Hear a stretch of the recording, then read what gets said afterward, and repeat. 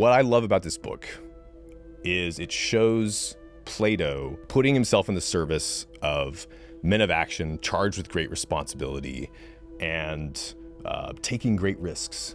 And he does it too himself. My name is Alex Petkas. I am a former professor of classics, and now I host the Cost of Glory podcast. So I brought today Plutarch's Lives, in particular a selection of Plutarch's Lives from the Age of Alexander. Plutarch's Lives is a text that has impacted me a lot. It is a biography collection from 48 of the greatest leaders from the Greco-Roman world. And the particular life that I wanted to present and kind of exhort everybody to consider is the life of Dion of Syracuse, which is a less known figure of Plutarch's Lives, but he is a fascinating character because he was a very intimate student of the philosopher Plato. And Plato plays a very important supporting role in the biography of Dion. And we get to see Plato the man, Plato, the guy who put himself in the service of great risk takers, great men of action, charged with great responsibility. I'm a former academic, and the best way to describe what I'm doing is I'm trying to do for Plutarch what other people have done for the Stoics.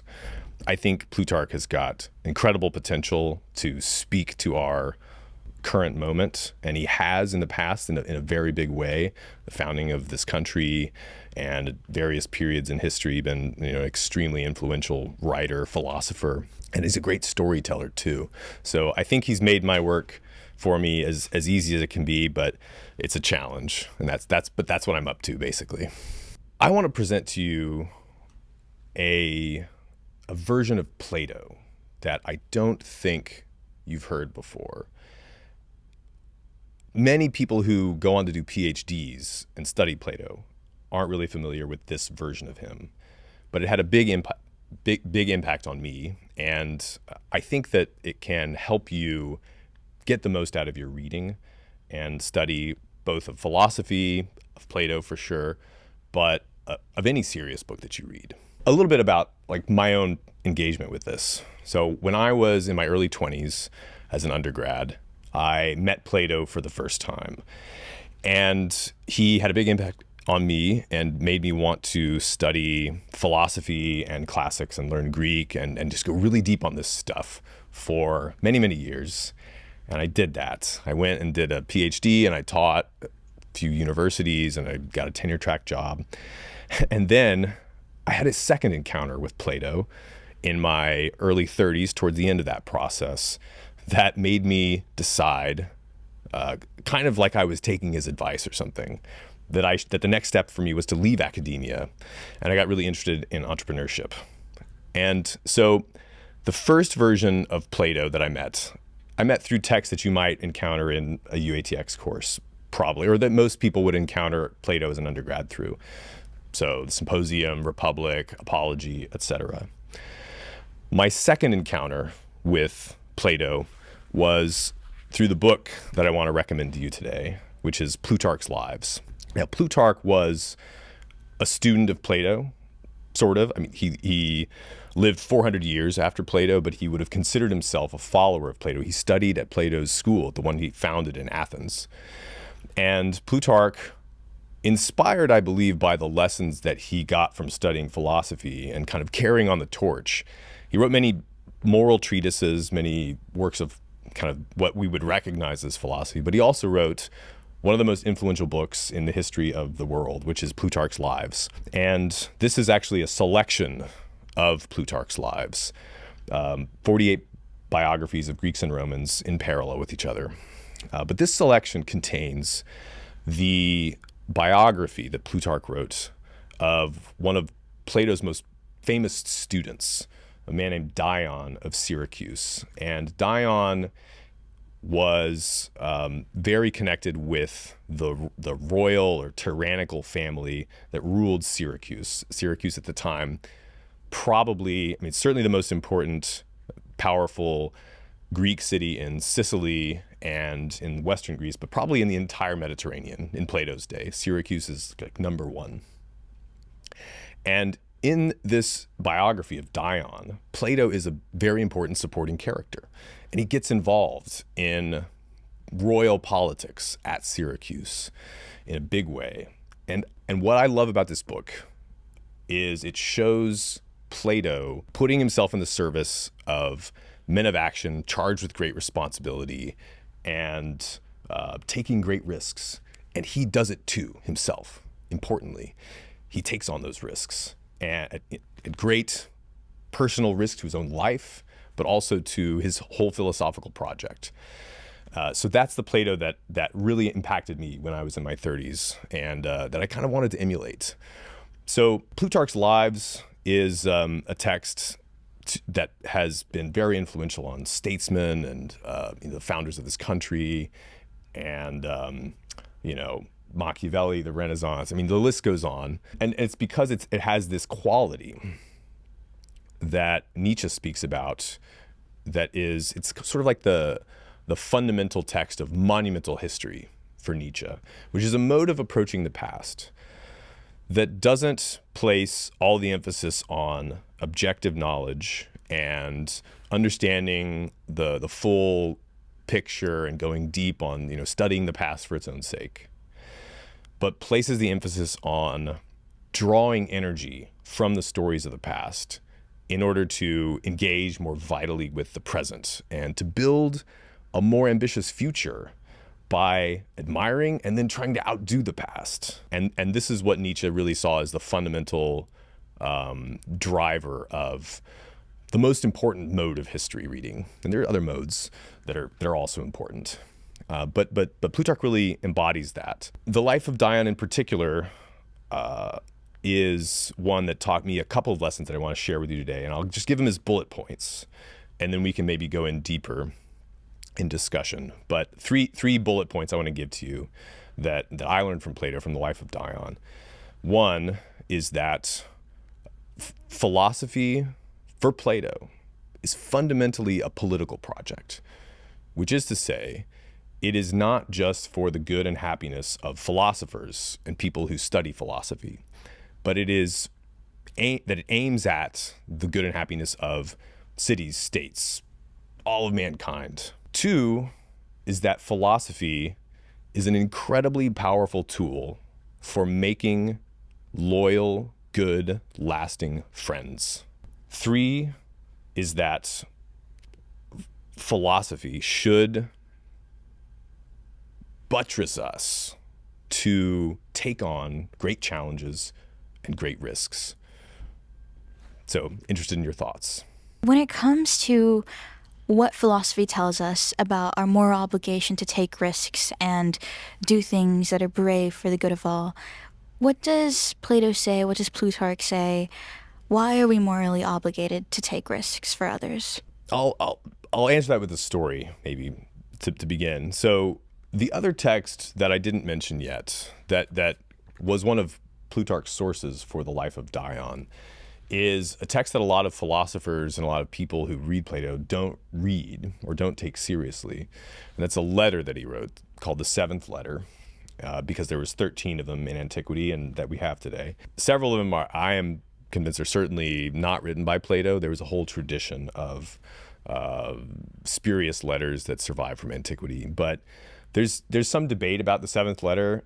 I am completely convinced that it's genuine, and it's probably 60-40 scholars now, with the slight minority, agreeing that it's genuine. But I suggest you read it and make up your mind for yourself. But in that letter, Plato tells the story of how he came to be interested in philosophy, and basically he begins by saying, "I wanted to be like the members of my family that came before me." Plato comes from a very prominent family. He's the descendant of Solon, the great lawgiver of Athens.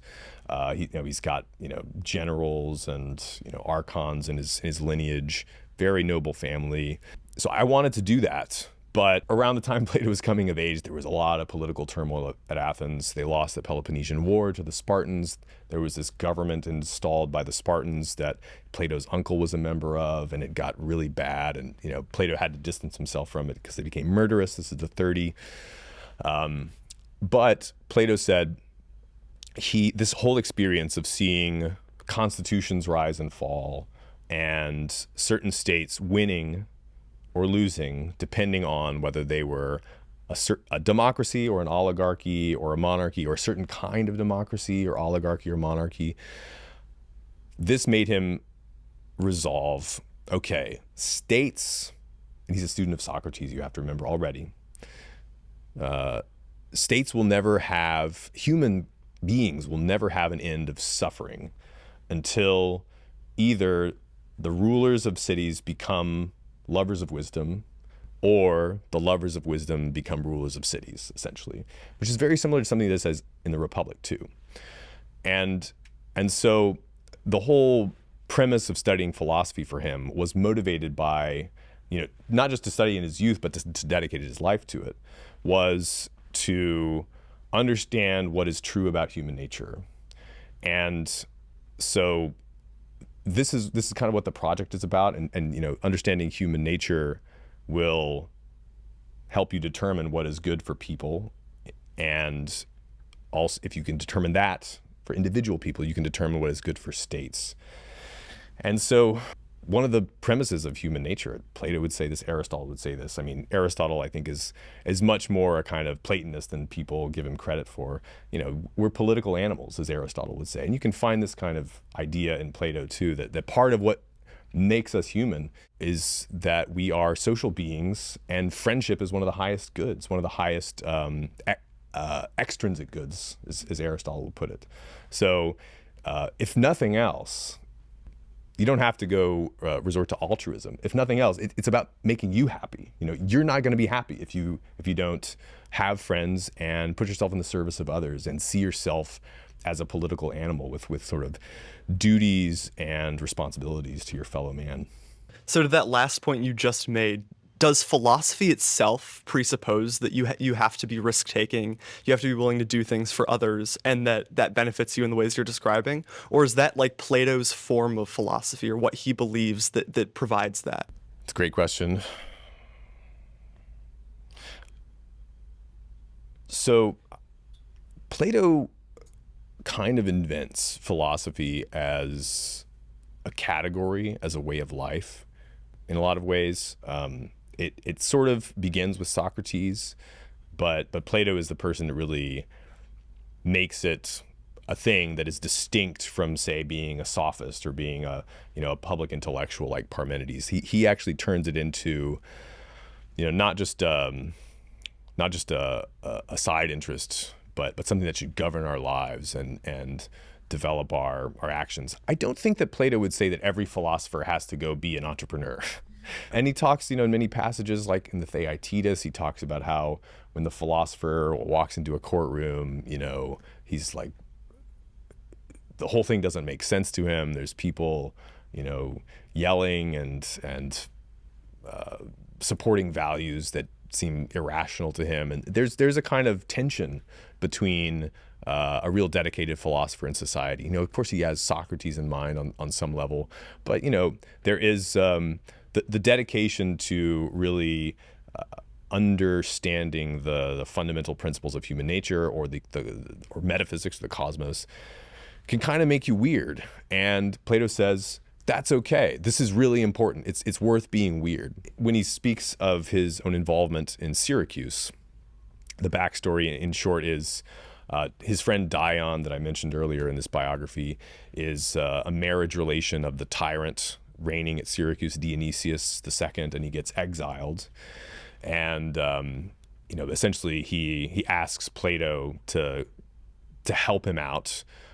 Before he gets exiled, he says, there's a new tyrant on the throne, Dionysius II. Can you help me? I think he's got a chance at being a just ruler, at being a philosopher king.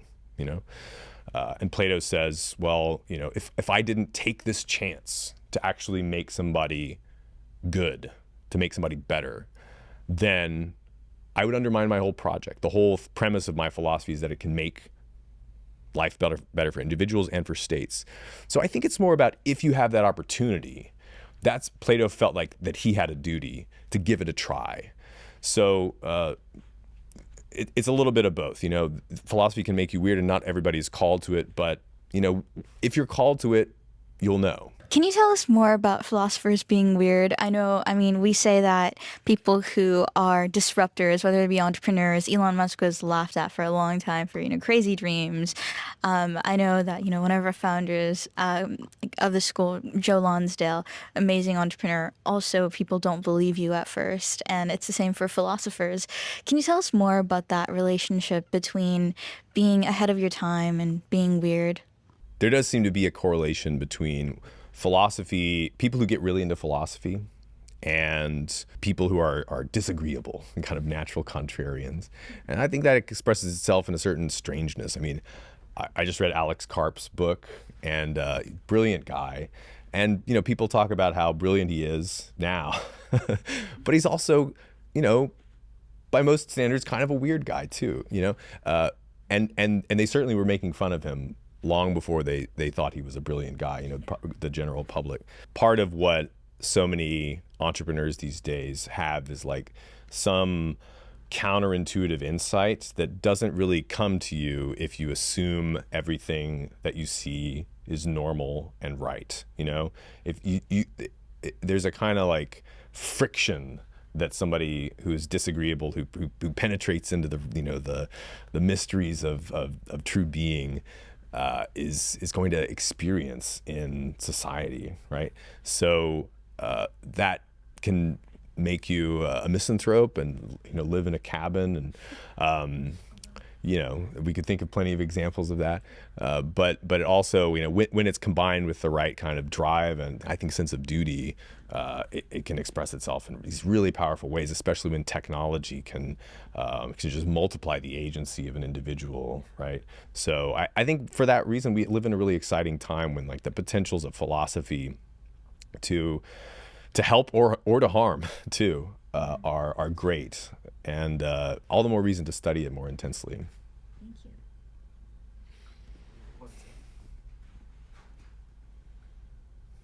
So earlier this year, we read Aristotle's Politics, a student of Plato, and he says that the civilization, being in politics, being in a city, is the only way that we can achieve full self-sufficiency, to achieve the good life.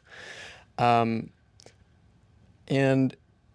I would be curious throughout antiquity how democracy has historically been known as a very subpar. Socrates famously was a huge critic of democracy.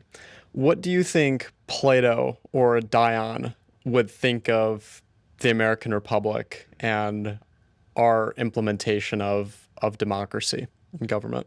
Yeah. Well, one should be honest. So the American Republic was, of course, founded with a similar bias against democracy, that they got from the ancients, from not just Plato and Aristotle, but from Polybius and Cicero. And democracy meant mob rule to them. Now, when Plato and Dion are operating, there's an Athenian democracy that was the golden age of Athens in the 5th century BC, which is the Athens that joined forces with Sparta and defeated the Persians, and then after that built a great empire in the Aegean. And Plato actually thinks that was a really high point for Athens.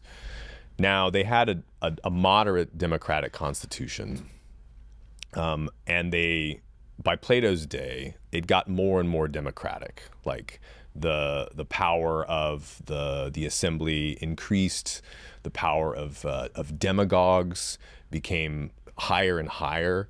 And part of that was you sort of had a gradual dissolution of the great kind of noble families that kept the democracy in check from the perspective of a guy like Plato. And Plato actually saw Athens as a model for Syracuse, because he says, in his opinion, Athens' empire was not about compulsion and force. I mean, there was an aspect of that, but Athens had a stable empire in the Golden Age days, before the Peloponnesian War, I think, especially, where a lot of cities really looked to Athens, and a lot of leading people in those cities wanted to be like the Athenians. And it was because they had, as Thucydides says, this power of being the school of Hellas. The cultural supremacy of Athens was soft power, and it was about friend making. From Plato's view, he's talking about the tragedies. He's talking about all the intellectuals that come through there, the freedom of thought you have in Athens, and you don't get that in Sparta. You don't get that in this like tightly regulated oligarchy that's only optimized for military supremacy, which is Aristotle's criticism of Sparta. Right? There's more kinds of excellence than just military excellence. So I think that probably what Plato and Dion would say about America today is we've done a great job in our recent past, and I think we're kind of at risk of losing grip of it, of projecting a kind of set of cultural values that people really want to be a part of, that we've been good at making friends around the world through our music and literary culture, Hollywood. Maybe people would say that that's getting more and more demotic and cheapened, but it was real, right? This is a big part of our supremacy in the Cold War, but they would also say, I think, that while the American Republic had this strong democratic element, there was also this more balanced, let's call it aristocratic, a nice word for oligarchic element, where you had a class of elites that had a sense of noblesse oblige, that tended to see statesmanship as the highest calling and the highest source of honor.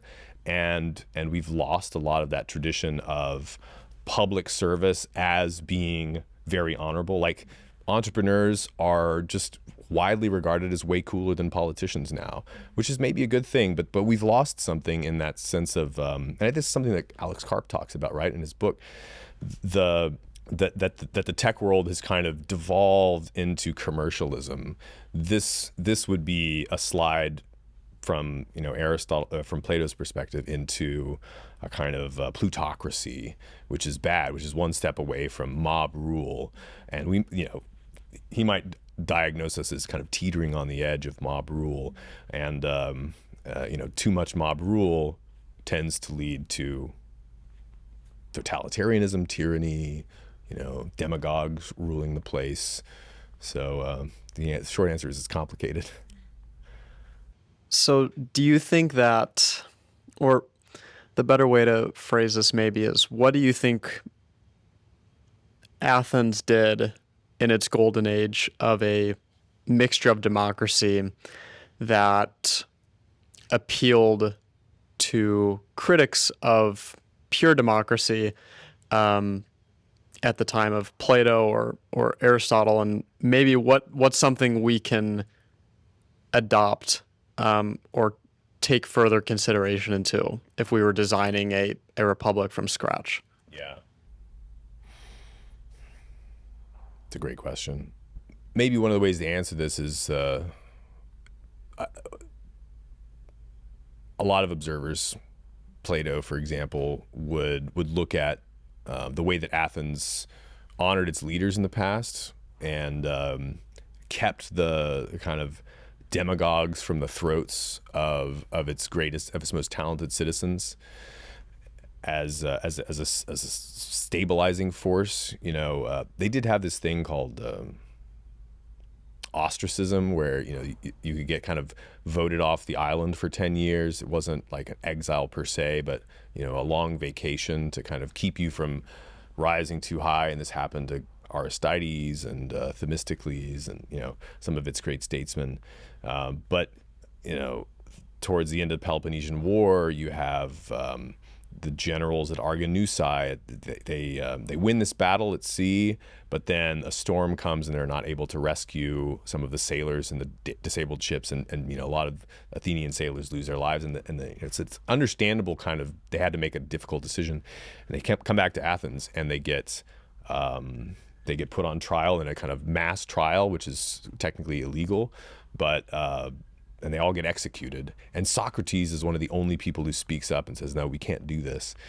And you see this tendency in Athens and in I think a lot of mob rule kind of situations where the risks of getting into politics for people of talent and good intention are so high that the kind of cancel culture of the past is so high, and the critics and kind of challenging demagogues have so much leverage to take somebody down that you just chase all the talent away and they go do other stuff. They go to Sparta like Alcibiades did, or they they go into business, they go into politics. I think one of the things that we could do in the U.S., probably across the West, is make politics more honorable somehow, and make it not just about. I mean, obviously, like politicians now have huge advantages to as they always have, to enrich themselves kind of unjustly at the expense of various of the country. But if we make public service something that we honor and I think one of the ways that you do that is through examples, is through celebrating great figures of the past and the recent past, not just the ancient heroes like Plutarch, but we've really developed a culture where your education in any American statesman, for example, who wasn't maybe a far left freedom fighter, then they kind of get a pass. But basically any statesman like the Washingtons or even the Lincolns, we're finding things that we don't like about them. They had slaves, or they said this about women, or whatever the case was, that they don't live up to some really rigorous presentist standard. And we kind of relegate them to the unacceptable. And because we're not able to celebrate them while also acknowledging their faults and how they kind of came up short.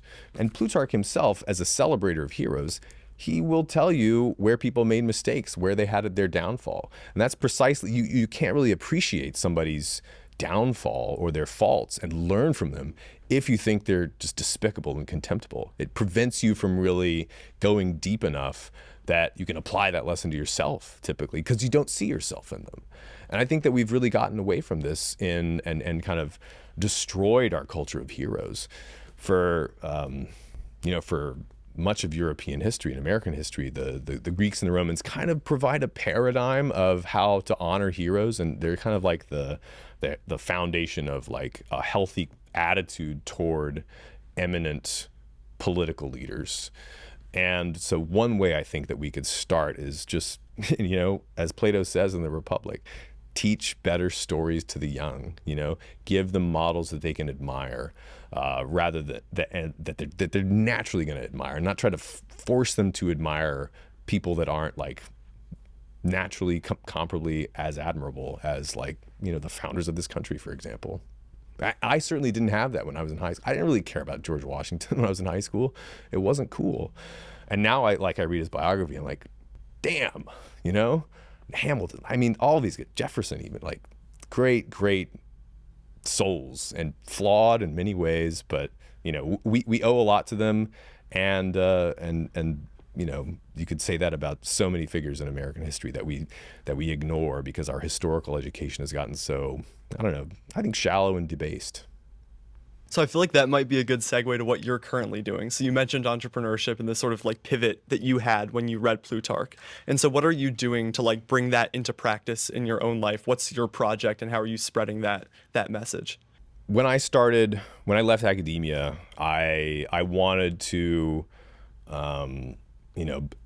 build an alternative, like direct route to communicating with people. Because, as the way that intellectual life has been structured for so long, it's been like mediated through universities or maybe publishing houses, and there's various gatekeepers. And so you have to kind of go through some gatekeeper that can like put you on a stage or something. But now with the internet, I mean, you can kind of build your own audience, right? So, but I had this conviction from studying the philosophers of late antiquity in particular, that one of the ways to attract an audience, one of the ways to not just attract an audience, but to bring people together around a common set of principles is through heroes, through great figures told, kind of lovingly and with nuance.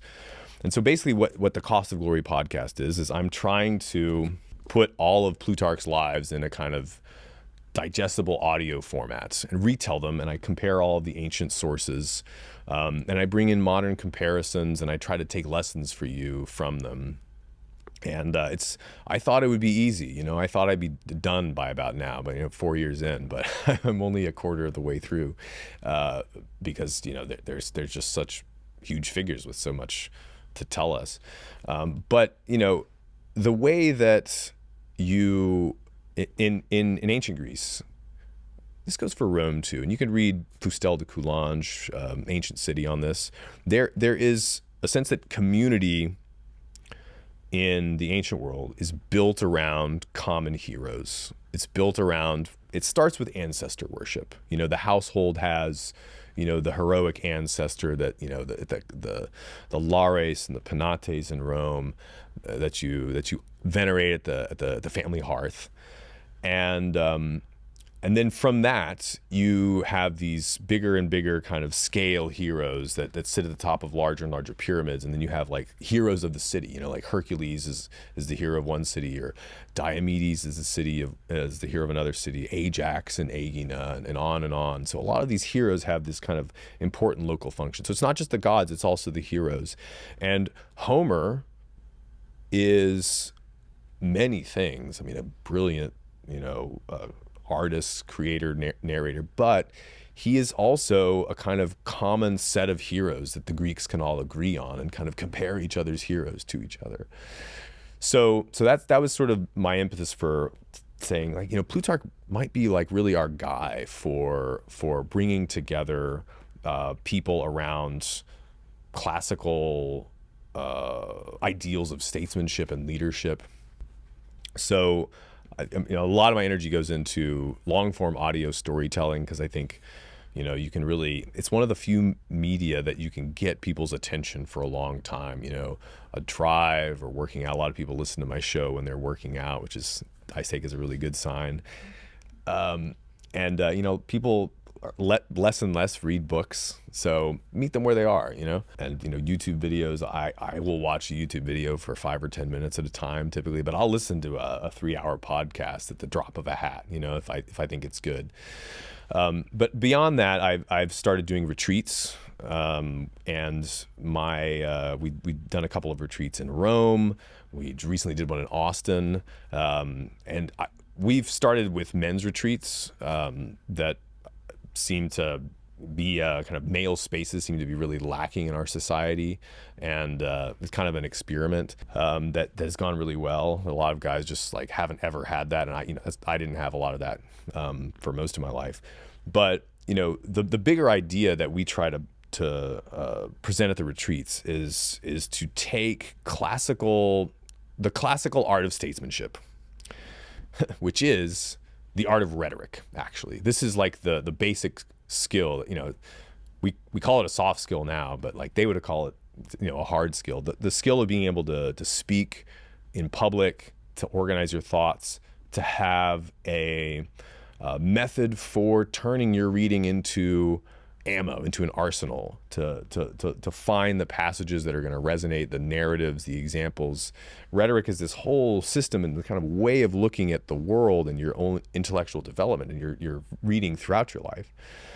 And we try to package that in as concise a way as possible and do a lot of practice, because oratory is this high leverage skill still today, right? I mean, I think we're re-entering a new orality. I think Marshall McLuhan talked about this. I mean, there's another paradigm that we've re-entered, and even more in a much bigger way with the kind of podcast ecosystem and the YouTube ecosystem.